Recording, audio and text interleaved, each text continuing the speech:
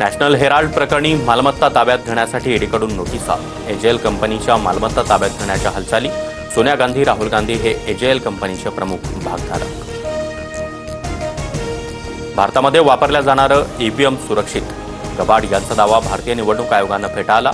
Internet किंवा इन्फ्रारेडशी जोडता येत नसल्यानं ईव्हीएम सुरक्षित, आयोगाचं स्पष्टीकरण। कोल्हापुरात अंबाबाईच्या रथोत्सवाला सुरुवात। रथोत्सव पाहण्यासाठी आणि दर्शनासाठी भाविकांची गर्दी। मंदिर परिसरामध्ये भव्य रांगोळी आणि फुलांची आरास।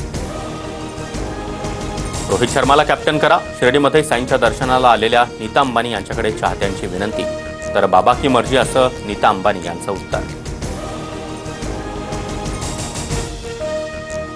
आज भारतरत्न डॉक्टर बाबासाहेब आंबेडकर यांची 134वी जयंती। राज्यभरात विविध कार्यक्रमांचं आयोजन।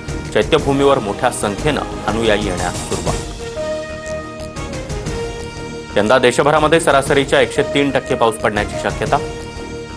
खासगी हवामान संस्था स्कायमेटचा अंदाज। महाराष्ट्र, मध्य प्रदेश आणि दक्षिण भारतामध्ये समाधानकारक पाऊस।